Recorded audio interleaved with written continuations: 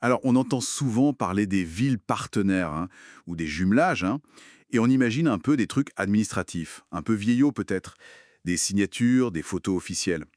Mais bon, est-ce que c'est vraiment juste ça? Les documents qu'on regarde aujourd'hui sur la ville polonaise de Bieruń, ils suggèrent autre chose. Une réalité, disons, beaucoup plus vivante, avec des liens très concrets tissés avec ses partenaires. Donc aujourd'hui, on va explorer comment Bieruń fait vivre ses relations avec 4 villes. Gundelfingen en Allemagne, Moravski Bieruń en République tchèque, Ostrog en Ukraine, et puis la petite nouvelle Meung-sur-Loire en France. Et on a des sources qui donnent des exemples assez parlants. Oui, tout à fait. L'idée, c'est de voir comment ces partenariats, qui sont souvent créés pour l'amitié et la compréhension mutuelle, comment ils se manifestent vraiment sur le terrain. Comment est-ce qu'ils enrichissent la vie de la communauté? Comment les gens de Bierune vivent ces liens au quotidien, quoi, au-delà des belles déclarations. Classiquement, ces partenariats, leur but, c'est de favoriser les échanges culturels, éducatifs, sociaux, parfois même économiques. Ça peut être des échanges de jeunes, des étudiants, des festivals, des expos, des projets communs, par exemple sur l'environnement financés par l'UE. L'idée de fond, c'est vraiment de rapprocher les gens. D'accord. Et Bieruń, visiblement, prend ça au sérieux avec ses 4 partenaires. Alors on a Gundelfingen, ça date de 1997, Moravski Bieruń, juste après, 1998, Ostrog, en Ukraine, et Meung-sur-Loire, le plus récent. Ce sont pas juste des noms sur une liste, quoi. Il y a de vraies collaborations. Prenons Meung-sur-Loire, par exemple. En juillet 2025, une délégation française de 18 personnes est venue. Et c'était pas la réception guindée, hein. Ils ont fait un pique-nique super convivial avec un tournoi de pétanque, Ouais, sympa. équipe mixte franco-polonaise. Ah oui, c'est une bonne idée ça. Oui.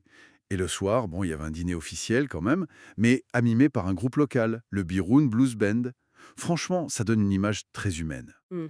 C'est un excellent exemple de cet aspect convivial, oui. Et puis avec Gundelfingen, euh, en Allemagne, là, l'accent semble plutôt mis sur la jeunesse, la culture. On voit des échanges d'été réguliers pour les tout petits, les maternelles, axés sur le sport, l'intégration. C'est important dès cet âge-là. Et il y a aussi la biennale de théâtre de Bieruń, Bieruńskini Dni Teatru, qui accueille souvent de jeunes artistes, des troupes qui viennent des villes partenaires. Donc en vrai partage créatif. Ah oui, intéressant ça, la culture et les jeunes.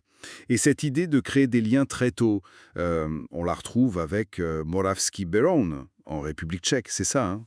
Peut-être de manière encore plus régulière. Oui, c'est ça. Les sources parlent d'échanges très fréquents entre les élèves du primaire, avec des compétitions sportives, des fêtes d'école, organisées une fois chez l'un, une fois chez l'autre. Ça crée une vraie habitude de se rencontrer. D'accord, une continuité. Exactement, mais le partenariat avec Ostrog en Ukraine, lui, il montre une autre dimension. Forcément plus grave, mais essentielle, la solidarité quand ça va mal. En 2022, après l'invasion russe, la mobilisation des habitants de Biroun a été remarquable, d'après ce qu'on lit. Plusieurs transports de dons humanitaires ont été organisés, pour Ostrog, mais aussi pour la région de Kiev. Là, on voit la force très très concrète de ces liens face à l'épreuve. Ah oui, c'est vrai que ça donne une autre perspective. Et toute cette activité, tous ces liens, ils ont un point de repère symbolique à Bieruń même. C'est le Square Miast Partnerski, le square des villes partenaires, qui est rue Remizova. Et c'est pas juste une plaque commémorative, c'est un vrai espace vert, aménagé, avec des bancs, des panneaux qui expliquent les partenariats, des sentiers pédagogiques, et même un truc assez typique en Pologne, une tężnia solankowa. C'est une structure en bois où on respire de l'air salin, c'est bon pour la santé, paraît-il. Un lieu de vie, quoi. Mhm. Et un élément très fort de ce square, c'est la fresque murale. Elle a été faite par un artiste, Michael Banert. C'était pour les 25 ans du partenariat avec Moravski Bieruń. Et elle représente des figures légendaires des deux villes. Il y a l'Utopiec, c'est une sorte de créature aquatique du folklore de Bieruń. Et puis l'ours, qui est le symbole de Moravski Bieruń.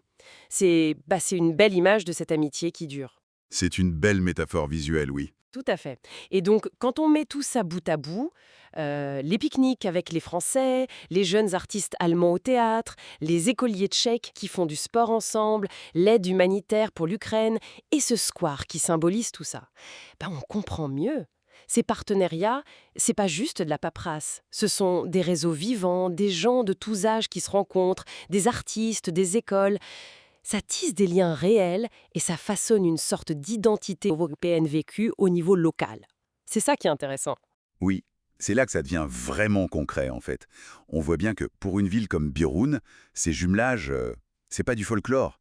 Ça irrigue vraiment la vie locale. Ça crée des occasions d'échanger, de découvrir d'autres cultures, de faire du sport, et même, on l'a vu, de montrer une solidarité très forte. C'est bien plus qu'une simple signature. Et ça nous amène à une question peut-être un peu plus large.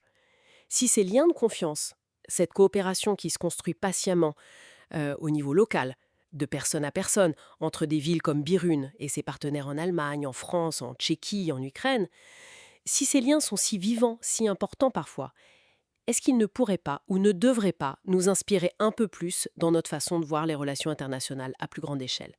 Est-ce qu'il n'y a pas là, dans ce maillage de villes européennes qui se connaissent, qui travaillent ensemble, un potentiel qu'on n'exploite pas assez? C'est une piste de réflexion, je crois.